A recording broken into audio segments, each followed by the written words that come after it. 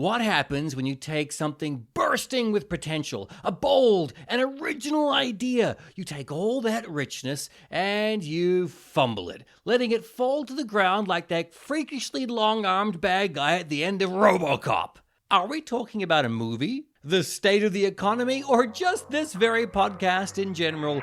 Mates, you decide on another episode of Written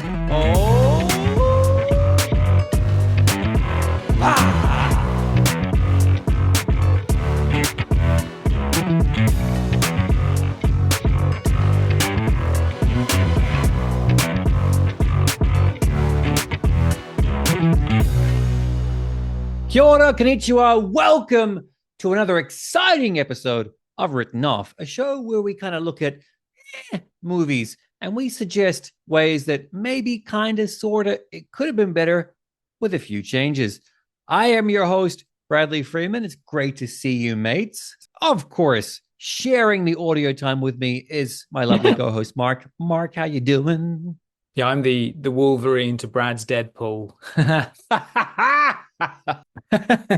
It's fair. I mean, you're more of a cat person than I am, so I'm fine having a dog lick my face. True, and I think that's interesting, isn't it? I think I definitely would have been considered a dog person for a long time, but this jaded cynicism has converted me. Actually, awesome segue. Speaking of jaded cynicism, there's a topic I want to discuss. Yeah. Hey, mates, let's get into this. Hey, mates. Continuing my Kurosawa retrospective, I saw Sanjuro last night. Oh, yeah. Here's the caveat, folks. I haven't seen Yojimbo. So technically, I watched the sequel before I've seen the original. But holy shit, what a fucking piece of cinema. What a good movie. Well, for starters, the 4K restoration was pristine. It just, great. Wow. But just that film pops off the screen. And Toshiro Mifune, what a presence. Absolutely. So I'm buzzing. I'm on cloud nine. I saw a really, really, really good movie last night, and it's just got me excited and like, what if I made this? What if I tried this? What about this? It's like, and a phenomenal poster as well. I remember, this is a bit of a Tokyo thing, but in Jimbocho, there's a load of movie posters you can get. There's a street. It's actually famous as a book street in Tokyo, but there are also 2 or 3 shops that seem to change location. I don't know if it was just me. And they would have piles and piles and piles of vintage posters of lots of things, including a lot of Western things. Yeah, we should have gone. They have piles and piles and you'll see a lot of gaijin, a lot of foreign people in there. Anyway, Sanjuro, regardless, the poster is amazing. And I think I do regret I should have bought a few more posters from there, because they're a lot of time they are the originals and they're not cheap, but if you look after them, they're not going to lose value. So yeah, next time you go, anyone who's interested in movie posters, get yourself down to a sort of unassuming little street in Tokyo, and posters galore, and some really, really good ones, some really interesting ones. Speaking of interesting, what have you been watching recently? Some documentaries. I did watch The Muppets Treasure Island not long ago. I had that on maybe last week for my boys, just in the background, and oh God, don't you miss Tim Curry? Absolutely. He's really good in that as well, because he's not Tim Curry sort of for the first half.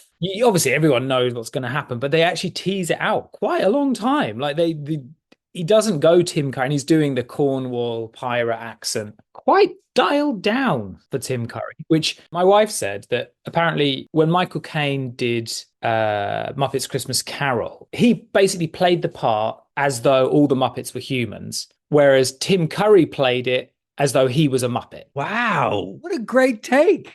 Yeah. So I don't know where she got that from. I have read, I think it may be from Tim Curry himself, where he said how he approached it compared to how Caine approached it. And it's true, at times, Curry blends into the Muppet melange. You don't even realize he's there, because you just think he's one of the motley, literally motley crew. You've made me want to rewatch both of those now, just to look for that. It's definitely true. And you can see that. I think what's beautiful, strong adjective, about that performance in Muppet Treasure Island is how he lets the Muppets shine. Both of them do, but I think even more so Tim Curry, he does not try to upstage. He recognizes basically why people are there. You know, it's not a film you're going to go back to as a lot of people do Christmas Carol for lots of reasons. But I mean, anyone who doesn't find some charm in those films, I do wonder about them. And charm is the word. I don't feel there's enough charm in cinema, especially like in child orientated cinema, to be Mhm. honest. And I think when you see it, a bit like Paddington that I mentioned last time, when you see it, you it shines and it resonates with you. I'm looking forward to seeing. I'm finally going to get round to it this Friday with my babies. I'm going to catch the first Paddington. Yeah, I'll be curious. Let me know, or let us know, let the mates know. The grimace on your face as you spit that word out. Oh, mate. Well, No. let's see. It might. Anyway, let us know how you feel, because I mean, I'd be surprised if they weren't charmed by it. I mean, Hmm. the diet that you fed them, they may be sort of past it by now, but we'll see. For this episode, we're dealing with a movie that, well, it's an easy joke. Blah, blah, blah. America is already there. Chuckle, Yeah, chuckle, chuckle. I'd yeah, like to do this myself, considering the current political climate. But putting that aside, we're looking at a film that was created to admonish gun violence and instead was co opted by the right as a poster child for why guns are awesome. It created a new addition to the big book of English expressions and phrases and also kickstarted an admirable franchise of its own. Hold tight, mates. We're looking at The Purge.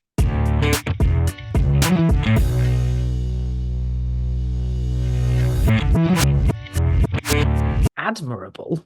I mean, in this age of like, here comes this massive studio Right, project right. that is engineered to be IP, friendly. It's based off a book or a comic book or something. This was a movie that didn't cost much. Yeah, yeah, okay, yeah, yeah, yeah. It does have Lena Headey. Thank God. I Yeah, mean, yeah, every absolutely. time I see Lena Headey in anything, I am so overjoyed. I love that Yeah, woman. absolutely. I wish she was using. I mean, she's her American accent's great. Her Mm. time as Sarah Connor just blasphemy, but she really really did as good a job as Linda Hamilton. Yeah, she's a touch of class, an absolute touch of class. I remember the Dread film that everyone likes, and she's not in it a great deal, but she makes a huge impact, especially I think the first time she's on screen. And obviously everyone knows her from Cersei. I hope her career is just sort of gearing up for the next phase of her career, because yeah, she's such a treat every time she appears. Anyway, sorry. Excellent description, a treat. Yes. So here's the basic summary. Written and directed by James DiMonaco, The Purge centers around a wealthy, slightly assholish family who Mm. find themselves hounded by a flock of murdering university kids during the annual Purge, which is a night in this dystopian America where any and all crime, including murder, is temporarily cool to do. Temporarily cool to do, I should say. I don't believe I saw this movie in cinemas. I think, well, no, to be frankly honest, I've seen them all. I've seen all the sequels, and I've Have you? watched and I've seen the TV show as well. Have you? I am purgified, but I never saw them all at the cinema. Have you really seen all of them? Wow. I don't know whether I'm impressed or disgusted. Today's poster quote right off the bat. We're not even into the second section of the show, and he's already put it down. No, I mean, okay, can I ask you, Yes. why have you watched them all? And I don't mean that in a snarky way. I just mean, obviously, we all make decisions about how we spend our time, and I make some horrible ones. Just recently, I've signed up to Letterboxd. Yeah, just recently. You say the things you've watched, and I've just started a little bit, and I've been like, God, why did I watch that? And I've watched things multiple times where now I'm like, ooh. But why? Why did you decide? I mean, in the purest sense, because it's not. Did you like the concept? I guess the concept is something you liked. Well, let's transition to our next section, which is, well, what does work actually? Yeah, absolutely. For me, a great deal works. Look, ever since I first heard of it, I've Mm. found The Purge to be a stunning conceit. Just the idea of a purge, the purge. God, it fascinates me. It excites me because there's so much that can be done with that concept. You Yeah, can go definitely. macro or massive. Yeah. You can go action. You can go satirical. You can go horror. Yeah, true. It's a very, very, very fertile concept. I've seen them all because, well, yeah, to be quite honest, I fucking wish I'd thought of it. Mm. Yeah. My idea of how I would write a purge is, to be fair, different from every iteration I've seen. But I go and watch them because I want to see how close they're going to get to what I think I'd like to Yeah. do, or Yeah. just There you go. I want to keep seeing all the different ways they do it until they get to a point where either I'm off or it's like, oh, there it is. Yeah. There's the thing I always wanted to see. Yeah, there you are. That's a good answer. And I think that would probably be my answer. If I if I had bothered to watch all of them, then that would be the reason. You wouldn't watch it because you enjoy the home invasion side of it. And I think that's my disappointment with this film is that it just spends a lot of time on the home invasion and the really good concept, which, raises questions, as you say. You could make a heist movie from it. You could do lots of things from it. But I don't particularly like the balance of this film, bearing in mind the conceit. I think it's not a very good home invasion film and it's not scary enough. But yeah, I think it's a film with a brilliant conceit I mean, it's riffed off a few other things, obviously, but the conceit is just in the ether in the background. On TV, we talked about diegetic exposition, and that does a lot of heavy lifting in this. But as you say, I should probably watch some of it. Which of the others would you recommend, very briefly? I mean, I would watch them all because, for example, this one is, well, what happens if you are accidentally stuck outside during the fucking purge and you've got to get from point A to point B? Right. Cool. Or this one's like, well, what if this politician decided to stop the purge? What happens to that politician? And this one here is, well, what if the purge has been stopped and then all of America just erupts into fucking violence because, it's America. Mark and I, we never share notes before we do this podcast. I think we like to be surprised about what each of us has to say. We're on the exact same page in regards to this movie. Just hearing what you said, Mark, it's like, yep, that's exactly what I was going to say. And unfortunately, it's the same for all of the movies. They've got good moments and they've got good foundation storylines, but just much like this movie, it's like, well, I didn't pay my money to see a home invasion movie.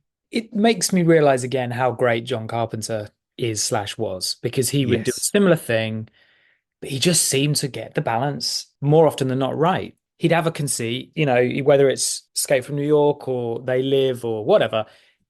He just seemed to know how much to tell you, how much not to tell you, because you've got to engage with the primary story you're watching, or you've got to delve into the conceit.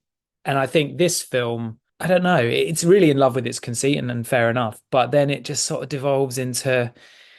When you've got a concept such as this, the Carpenter way would be horrific, yet kind of like, isn't this fucked up? Look how fucked up this is. We fucked ourselves. This is our fault. Yeah. And then I suppose the Verhoeven version would be incredibly cynical and satirical and be like, this is just a fucking party. Yeah. This movie, all the movies, they go in this weird no man's zone in the middle where it's like, it's kind of fucked up, isn't it? But isn't it also kind of not? Yeah, that's a good way of putting it. There's actually not much cynicism about, like, it really feels like they're happy relatively. I mean, there's obviously some criticism of what the Purge is, but generally speaking, you kind of get the feeling they're like, yeah. I think this does feel like someone's had this great idea and kind of almost like rushed it into production because maybe they felt like someone else is going to nick it off them. Or I don't know. It does feel a bit like that. You got Ethan Hawke and Lena Headey wasn't a particularly big star at the time, but you got Ethan Hawke, and obviously he saw something in it, a bit like he did with Black Phone last year. He seems to quite like adopting these smaller films, which is good for him and good for us because I'm sure he helps them get made. So yeah. Anyway. So what else works about this movie? Call me strange, but I think this is a perfectly American film. Yeah. If that makes sense. I'd like to see a Kiwi Purge or a Brit Purge or a Singaporean Purge, but this is a horrible, but also wonderfully American definitely thing. Yeah. And maybe the third movie has Americana kind of built into it a little bit on the poster. I think one of the election year, election year, one of the freaks, the crazy people out in the street that dressed up like Liberty, whatever. So I can see Americana and the Purge blending really, really well, So tell me if I'm wrong, but I forgot about the boyfriend. I forgot that there was the boyfriend character in the movie. Mm. So when he popped up in the house after lockdown, I was like, oh, this is a good angle. This is good. Nice. Okay. And then he says, I didn't come here to see you. Mm. And it's like, oh, yes, Yeah, yes, yeah, yes, it's good. yes. Yeah, yeah, I like that bit as well. I mean, they don't do a great deal with it, but I that line, that moment is really is nicely done, and it's a bit of a horror trope, but it's executed really well. Isn't it? And you hit the nail on the head there. It's what they do with it is not so good. I like that the boyfriend immediately dies. It cuts out a subplot that would have been annoying. Like if he's stalking after the dad and he's still bleeding out, or there's a cat and mouse with him as well. So I like that. No, he's gone. That's done. That plot is cut from the movie. But couldn't there have been a better use for him? I don't know. I think that about a lot of this film. You've got something there, but have you used it in the way that pleases me the most? I'd probably not. Some of the motivations of the characters are weaker than they could be. To its credit, it tries to set things up. I mean, skipping right to the end, the neighbors coming in and, that has been kind of set up. I suppose it has been set up by that, the early meeting at the end of the drive kind of thing. I don't really think it works, to be completely honest. At least it does try and do a bit of a setup, and it leads to kind of a slightly surprise final act. I thought the neighbor angle was far more engaging than the psycho university kids. Yeah, yeah, I think so too. But yeah, I think so too. I got to give big, big, big riderly bonus points. There's the bit with the neighbor where she, at the very, very beginning, where the rival neighbor gives the Mary character, Lena Headey's character, some cookies. Now, 99.9% of movies like this, these studio suspense, thrillerish kind of things, 99% of those movies, the cookies would have been given, smile, smile, smile. Mm-hmm. Lena Headey's character would have walked away. The camera would have held on the neighbor as she goes, bitch. Yeah. There would have been that, just to tell the audience, oh, she's a bad guy. Or yeah, we'll come back to that later. And then it would have cut to Mary in the kitchen, biffing the entire plate of cookies in the trash, and her saying, bitch. Yeah, yeah. You've seen that scene in 100 other movies. But this one, I was surprised, like, oh shit, restraint. What about for you? What works in this movie?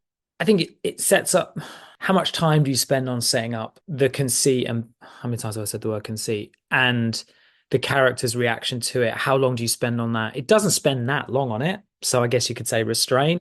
There's quite a lot of gray.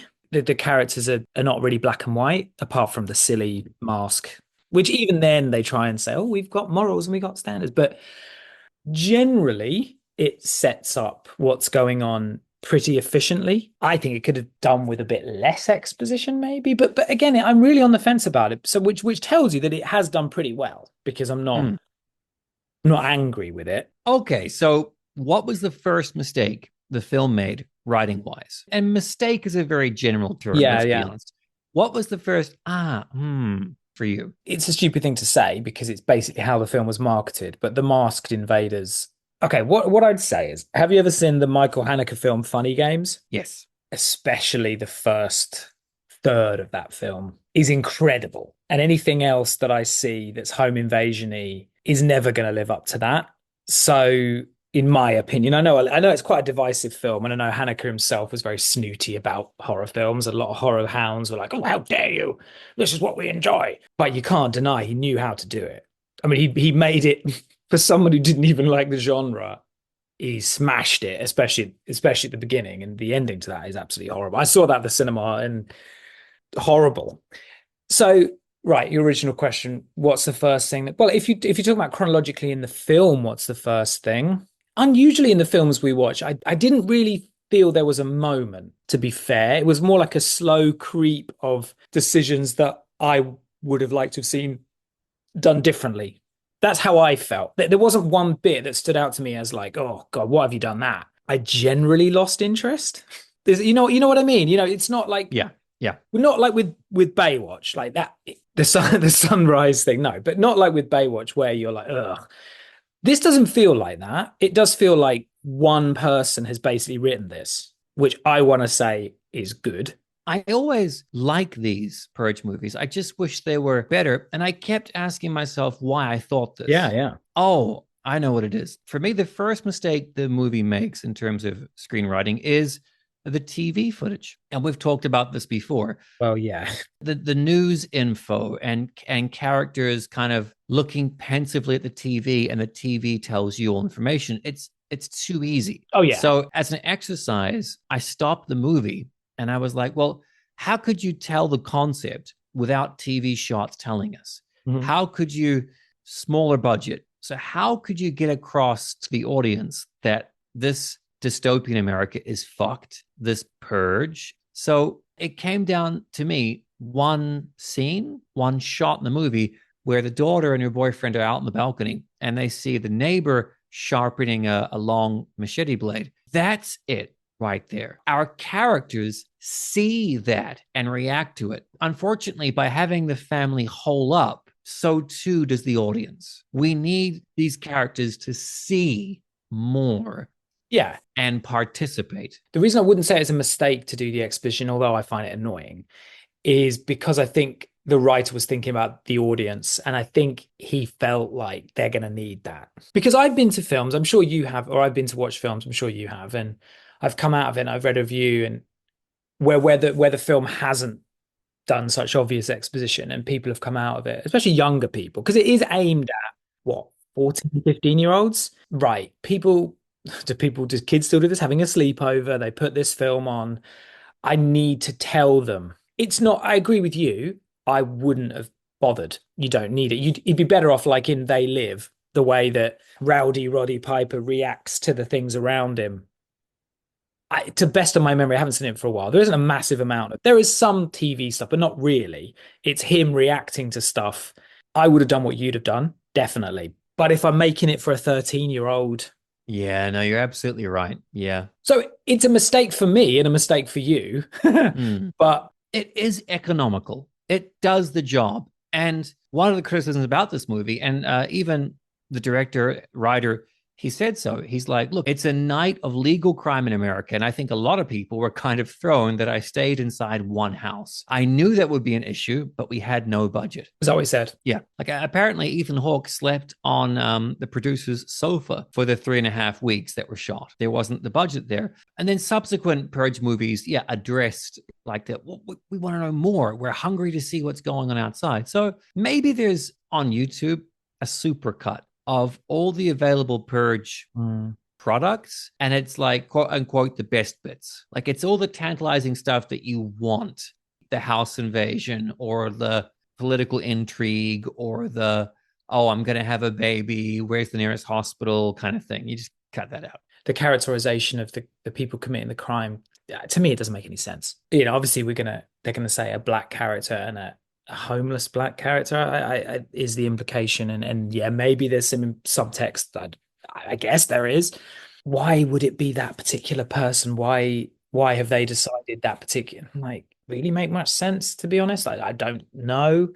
Yes, motivation. I know they want to keep it kind of mysterious as to why, because they're not supernatural, are they? They're people. Now, obviously, maybe there's a culture, this has been going long enough, so it's like a Halloween thing, I guess. I guess it's like a performative thing that happens every year. But that only really, it cranks up in the sequels. Yeah. Like you've got people walking around with fluoro this and chainsaw that and like done up Mad Max cars. That only comes into it in the sequel. And actually it's similar to Mad Max because Mad Max, the original, was done on a micro budget. He then was able in this specific, particularly the first sequel, to do what he probably wanted to do. But I actually loved the original Mad Max. The restraint it had to have due to its budget really goes in its favor. Does that, what I've just said, apply to The Purge? Maybe. I think a lot of it is not, it's not bad choices, maybe. It's just choices I didn't like. But then it's not, is it for me? I mean, so I saw this film in the cinema with two, how old were they at the time? Two American kids who were, I'm going to say 16, and they loved it. My wife and I came out like, but they loved it. And I don't know if they'd seen anything like that before. So it did work on its own terms. It's not the film that you would have made or I would have really liked to have seen. For what it was trying to do, it worked quite well. See, it's funny because we talked about Who Framed Roger Rabbit, and neither of us could really understand what it was trying to do, who it was trying to appeal to. You can't say that about this. Like, it seems fairly clear. I'm a big fan of Mark Maron and his podcast and his just comedic stylings.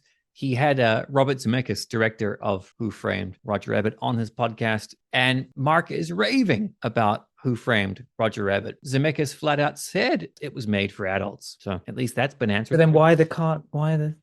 But I think that's a film where you watch it where you're like, huh? We were baffled by it. And we will talk about a lot of films that maybe I don't think work, but you'd have to say, well, it probably got the reaction that it wanted from the people it wanted to have that reaction. And I would say that this film is successful on those terms. The next section is, why do you think they made the story choices they did? And we know the answer to that. And that's the answer is simply budget. Yeah, it's a smart idea. I mean, you've had it before in like alien invasion movies or this or that. The end of the world is happening outside, ostensibly. So you focus on a family in a house. And it works. It's a good concept. But for this, I think it comes down to, and this might not be it might be a script thing. We don't know the layout of the house enough. Yeah, true. Think of that absolutely ingenious shot of Toby Hooper's Poltergeist, which starts with the TV and then it pans back to the dad who's fallen asleep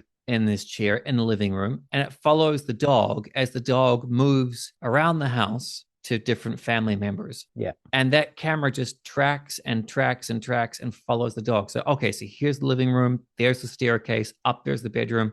But in this movie, I couldn't fucking tell you whose bedroom was where. That's right. It doesn't do a good enough job of that, yeah. And because of that, a large part of this movie is this cat and mouse. So it begins with the stranger, as he's called, when the stranger is fucking up in their shit in their house and they don't know where. The fucking daughter does it. The daughter goes off and on, off and on, off and on. So infuriating. Jesus, girl, just stay put. And then, of course, the home invasion, and then, yeah, the neighbors. But it's just like, well, here's the bedroom. And then the next scene is a hallway. Don't know where the hallway is. Don't know if it connects to the bedroom, but we lose so much dread and tension because we're not spatially aware of what's going on. I think if you think of like Panic Room, Fincher's Panic Room, it really, almost to the point of absurdity, makes it clear, right, this is the house and there's the thing, and now we're going to go through here. Or like Rear Window, where we spend a lot of time, right, there's that room, that goes across to that room. And it is really, really important because that, you know, the last very, very tense sequence of that film wouldn't work if you hadn't had that. Yeah, and maybe a little bit inexperience, I suppose, because that isn't really a budget thing, because that could be done in 10 minutes. He continues to write all of them. So while the directors do change, the great thing about this franchise is, for the most part, TV show, a couple more people came in and stuff, but it is mostly a singular voice, which is rare for any of these IP corpses they have shambling about these days. The Terrifier of its day. I haven't seen any of them, but I'm quite interested in reading about them, how that world is evolving and how the writer of that is getting more and more what he wants. And so far, from what I've heard, has done a good job in growing it. Have you seen the Star Trek episode on which the concept is based? The Return of the Archons. I haven't seen it either. I just read about it. Is this a TOS? It's an original series episode, right. The 21st episode of the first season. Now, I probably similar to you. I haven't watched much. That's a blank for me, yeah. But Wikipedia, in the episode, the crew of the Enterprise. Sorry, mates. Your apologies for our lack of. Yeah. There are mates out there right now who are like, well, I'm turning off this episode. I don't think there are many originals. I'm going to say it now. I don't think they're original series fans. Oh, you fucking opened that Pandora's box. Now we're going to get emails from like, well, I've seen every single episode 5 times. Are they under 40 though? So Wikipedia says, in the episode, the crew of the Enterprise visit a seemingly peaceful planet whose inhabitants are of the body controlled by an unseen ruler and enjoy a night of violence during festival. Apparently, it's the first time Prime Directive is mentioned in Star Trek. Mm. And there's a very... Have you seen the Rick and Morty? Yes, terrific. So the house, I think that's a really good point just on its face. And maybe that's one reason why I wasn't scared. I wasn't even that invested. The only thing it really establishes is that door. We're looking out the door, we're inside the door. That door is the pivotal fear point, which it does fine in establishing that, looking through that keyhole. And I think, again, it's not the first film that's ever done it by any means. But yeah, that looking through that little porthole, I'm sure we've all probably stayed in hotels where you look through it and you're like, ugh. Yeah. Evil Dead Rise in the hotel, not in the hotel, in the apartment, which I really enjoyed. I don't know how other people felt about it, but I'm still yet to see it. I gotta watch it. I thought it was good. I enjoyed it a lot more than I've enjoyed sort of the Halloween rehashes, but that's a topic for another day. But that spends a lot of time looking through that peephole. So yeah, that's a really, really good, and I hadn't thought about that. And that is maybe why my brain lost interest, because it didn't really know where I was. Yeah, I think that's fair. Jumping in here quick just to remind you lovely mates that yes, my debut novel, Momo and Matsu, is available on Amazon in ebook, paperback, or sexy hardcover.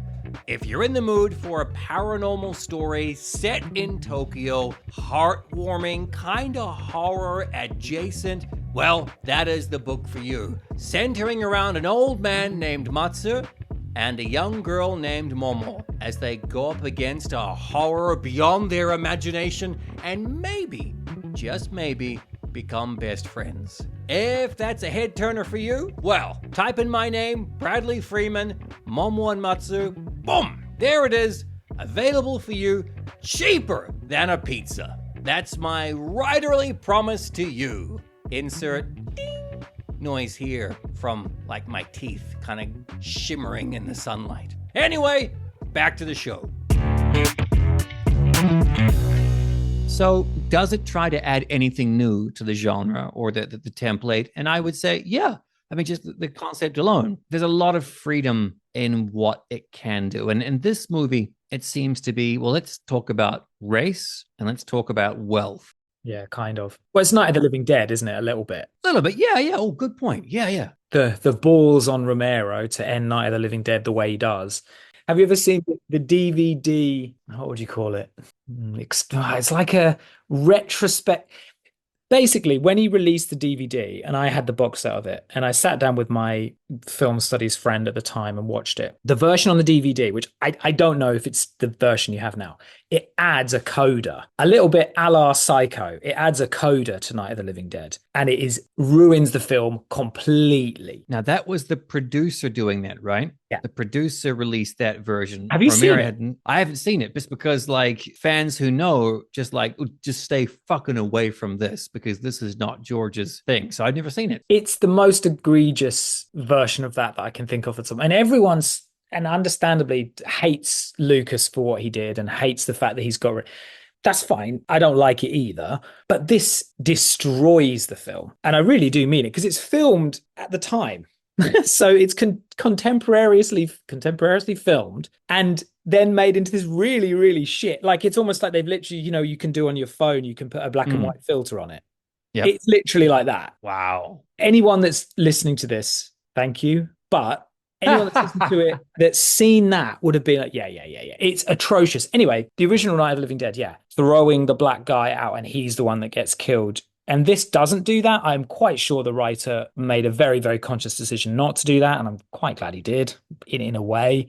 And that relationship that develops between, in particular, Lena, Headey and the homeless guy, I'd like to see a bit more of that. Bit half-assed. That would have been nice to beef that up a little bit. And I don't know the actor, to be fair. I don't know, has he been in other things? He's in all of the Purge sequel movies. He becomes quite an important character. Yeah. Glad to hear it. Yeah, I think his work with Headey, just in those few looks and that ending, I like it. I think it's good. And I would have preferred to have more time with him rather than watching those twats dance around outside. But again, the people watching it like twats dancing around in masks, I think. So again, can I be overly critical of it? Probably not. So our final section, what scenes, characters, or choices would maybe make this movie work a little better, or would, what's the studio term, elevate the existing material? My thought was that in this movie, and it's in all subsequent Purge movies and the TV show, it's somewhat, and I hate this word, it's somewhat iconic. The emergency broadcast system, that sound, the text crawl, that is your story. That is your Star Wars. You fucking start the movie with that, and that catches your attention, and that tells you your story. I wonder if there's a version of the story that could be told on a budget with the home invasion angle, but without the TV stuff, without all the extra stuff. Just that is your crawl, and then cutting to the characters and having them deal with it. I think that's completely fair. I mean, maybe scrolls were considered a bit passe or a bit lazy. It's a bit like, voiceovers went out of fashion. I wonder if scrolls it was similar. They just felt, no, we can't do that. And a lot of the films we've watched have used TV. Russell T Davies loved to do it, especially in that first Doctor Who series. All of the, news staff of the BBC must have been fucking over the moon because he gave them so many, almost painfully so at times. So I think it was just the thing that was done, and it was the way that you did it, and still now seems to be the way. They'll use InfoWars now, or maybe now that's slightly passe. They'll use fucking TikTok or something. They'll cut to social media and that kind of thing. Yeah, that's just, I don't like it, you don't like it, but it just seems to be the shorthand way of doing it. Okay, well, how about this? Your core family, they're just not interesting enough. No, they're not. They are fine, but I need more. What I would like to see is have issues or quirks that the Purge kind of escalates and bubbles to the surface. Is there spousal tension, and have the Purge bring that to the fore? Is there a dark secret that the son has? Because the Purge is, again, such a great concept. Use that to really kind of boil your main characters over the stove. Like for example, there is a dinner table scene. What about a dinner table scene where everyone's talking about past purges, like last year's purge or the year before that, and they're talking about what they did? Maybe there is some admonishment there. Maybe there's some congratulations there. I don't know. But basically, I'd like to see the Purge tickle and poke existing issues within the family. I think his setup of that particular family is fine. It's just I'm not very interested, and there isn't a lot that's, as you say, developed or revealed. I think it focuses on, there's the kill of the boyfriend, and that sets off a bit of a, wow, do I really know you? Which I think is fine. You see that a lot in these kinds of films, don't you? Like the first couple of episodes of Walking Dead, those Darabont directed that first couple were really brilliantly, and exploring what people are going to have to do and how much they relish it. Yeah, I mean, I agree with you. I don't think it's a disaster, but I think partly that's because I just like Lena Headey so much. I think if it was a different person, I don't think she's written very well. She just convinces me. Always when I'm watching things like that, I'm always like, so we're going to talk about Night of the Museum soon. I try to put the dialogue in less charismatic actors' mouths. It would fall flat on its arse. Some of the dialogue is atrocious. But if you've got Mickey Rooney, Dick Van Dyke, and to be fair, obviously Robin Williams, and to be fair, Ben Stiller, he's all right. He can deliver a line. And I think about that here as well a little bit. We don't talk about it very often, but the casting can carry so much mediocre writing. I don't think casting directors get enough credit, really, because if you get it wrong, can be unwatchable if your script isn't, Chinatown, for want of bringing that up again. But I do wonder if I actually read the script to this, that would be the ultimate test, wouldn't it? If you read the script and had any kind of interest in these characters whatsoever, you probably not. What is with the little boy anyway? Why? What's going on there? Because you mentioned that the movie is made for teens or around about that age group or whatever. Yeah, they would like that. I don't know. I'm fucking 43 years old. What the fuck do I know what a teenager wants? But you've got a burnt baby kind of thing on tank treads. That's kind of cool. But this might be cliched. All four family members seemingly are against the Purge, right? Yeah. What I want to say is, well, what if the daughter really wants to purge? And wouldn't that be creepy or nasty, or maybe lean into more horror if after the destruction of the boyfriend, that's the switch that needs to be flipped for her to want to purge members of her family? God, you've got such a great concept, but the characters in this movie are not actively engaging with it. I think what I've had like a granddad character kind of brings in the reason why the purge is there in the first place. The Ah, thing is, kids, you don't remember.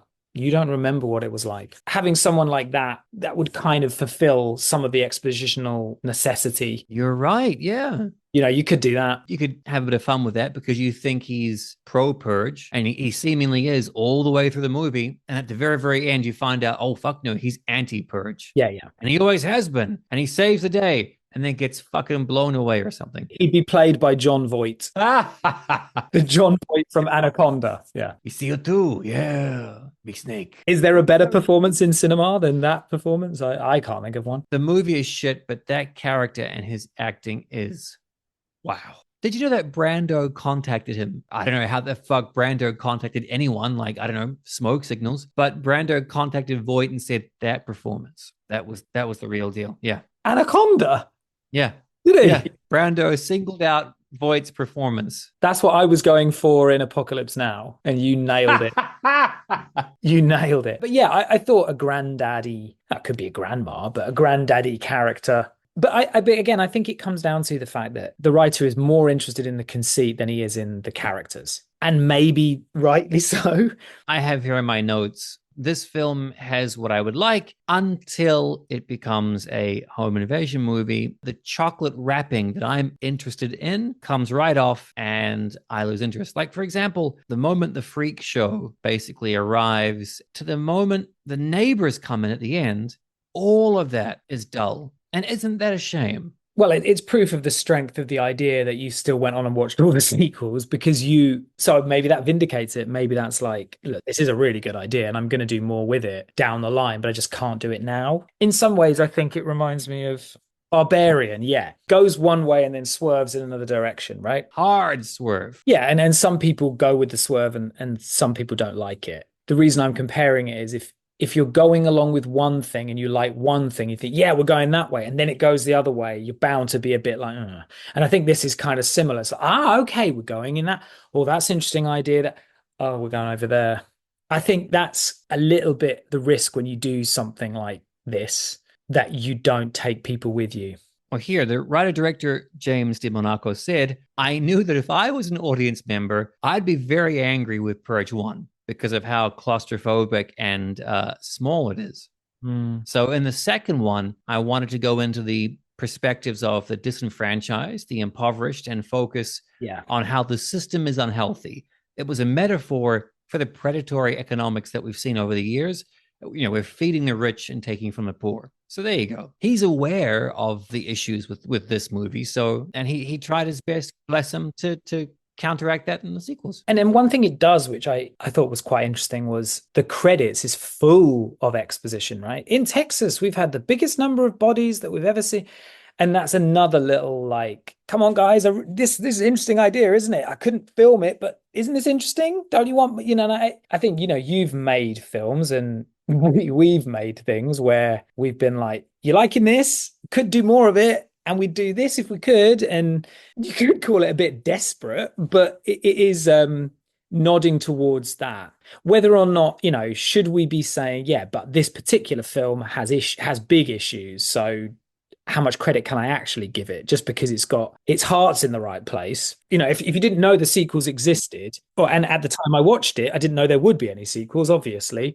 I came out thinking that. Perhaps we should be angling in that direction more. The way that we kind of talk about things is base it on the episode or the movie in hand. I'm basing everything on the fact that I've seen the sequels and I know what happens. Like, I think we should have an extra category at the end is, are you glad this film exists? Yeah. Okay. Let's start that from right now. You know what I mean? Because we've had discussions, and of the films we've talked about so far, I'd say 50%, I'm glad they exist. Okay.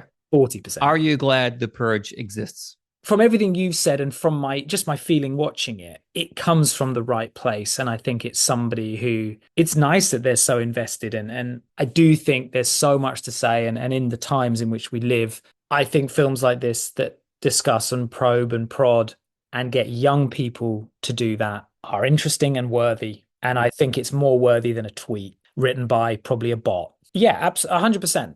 I don't love it. I do have quite a lot of issues with more issues than you do, maybe. But yeah, absolutely glad I'm happy it exists. And I will probably go into some of the sequels at some point. One thing I do like about, I think, all the sequels, most of the white people are bad, and most of the ethnically diverse are the good main characters. So you're saying it's woke, are you, Brad? Bloody white men are always the bad guys now.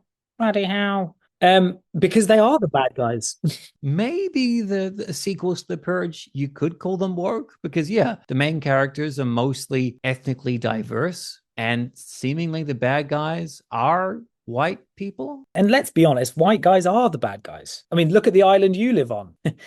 You know, anyone that gets upset about woke, especially when it comes to art or cinema, like, really, you've got so many films, you can just go and watch them if you want.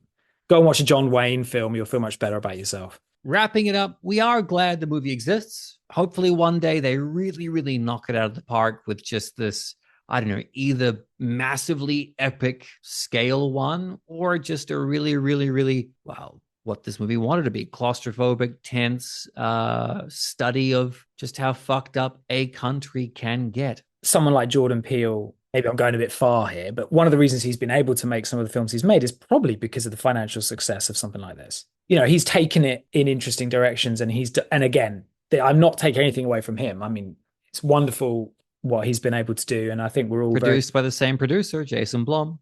Get Out and this. Yeah, and Blum is again an interesting character, and has he had more hits than misses? At the end of the day, they have to make money because it costs money to make these things, obviously. So Jordan Peele maybe introduces these things a little bit better, a little bit less heavy-handed at times. So yeah, that's another reason why I definitely say I'm happy it exists. That is it for us talking about the 2013 movie, The Purge. Thank you very much for joining us, mates. We love having you along, as always. Did you have a good time, Mark? Are we still recording? Because that will have a big impact on what I say next. Yes, I did. I had a good time. And yeah, like I said to you before we started recording, I've got a list of films that I'm going to try and watch that may stimulate the brain in a slightly different way to this. But yeah, of all the films we've watched, certainly I've enjoyed it more than many. Doesn't get better than that. Thanks so much for joining us on this episode. We love having you with us. No, seriously, we honestly love having you with us. Don't listen to your friends who tell you otherwise. You can't trust them. But you can trust Mark and I. I mean, we're stand-up guys. No, we can't back that up. But anyway, if you want to support the show, like and subscribe to us on whatever podcast app you use. We don't judge, whichever one you use, although the data skews heavily towards Apple Podcasts. Give us those delicious 5 stars. Tell a friend. Tell 8 friends. They've got nothing better to do, and you know it. You can find us on Instagram at WrittenOffPod. Throw us a comment. It brings us so much joy. Speaking of joy, Jesus Christ, this next episode is, well, it might bring you joy. It sure as fuck didn't bring Mark and I joy. We are covering Baywatch. Yes, the Dwayne Johnson, Zac Efron starring vehicle Baywatch. Yeah, no, look, just listen to the clip from the episode and you'll get an idea of what you're in for.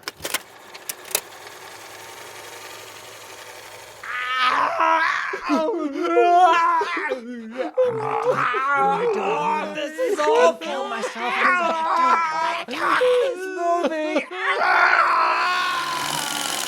No, that's not an actual clip from the episode, but it's pretty much how it goes. You're gonna have to tune in to find out because, ooh, boy. Mates, have a slice, and we'll see you next time.